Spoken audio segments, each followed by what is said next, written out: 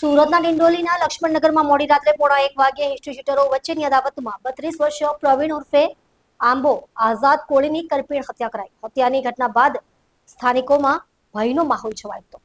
ડિંડોલીમાં લક્ષ્મણનગર વિસ્તારમાં ગત મોડી રાત્રે હિસ્ટ્રી શીટરો વચ્ચે લોહિયાળ અદાવતમાં 32 વર્ષીય પ્રવીણ ઉર્ફે આંબો આઝાદ કોળીની હત્યા કરવામાં આવી. તે ગુજસીટો કામ્સ એક્ટ એનડીપીએસ અને હુમલાના ગુનામાં સંડોવાયેલો હતો.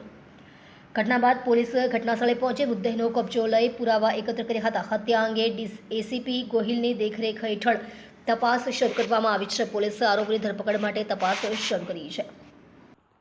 જી સાહેબ, કંઈક હત્યાનો બનાવ બન્યો છે ડિંડોલીમાં, શું વિગત છે? ડિંડોલી પોલીસ સ્ટેશનમાં લક્ષ્મણનગરમાં એક 29 તારીખ અને 30 તારીખની રાત્રે લગભગ 1:15ની આસપાસ એક ખૂનનો બનાવ બનેલો છે.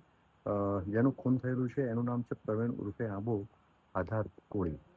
એની ઉંમર વર્ષ આશરે 32 વર્ષની ઉંમર છે અને અહીંયા જ જયેશનગર આની જે ખૂન થયું એની નજીકમાં જયેશનગર વિસ્તારનો રહેવાસી છે.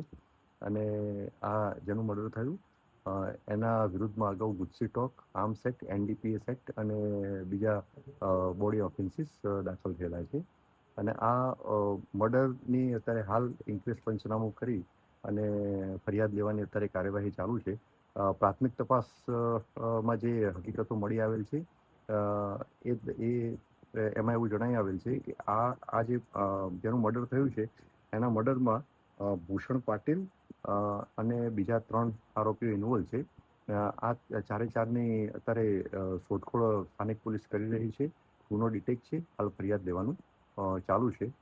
જે ખૂનમાં જે ઇન્વોલ્વ જે છે આરોપીઓ એ પૈકીના ભૂષણ પાટીલ જે છે એના વિરુદ્ધમાં અગાઉ પણ મર્ડર અને ખૂનની કોશિશના વિવિધ ગુનાઓ દાખલ થયેલ છે.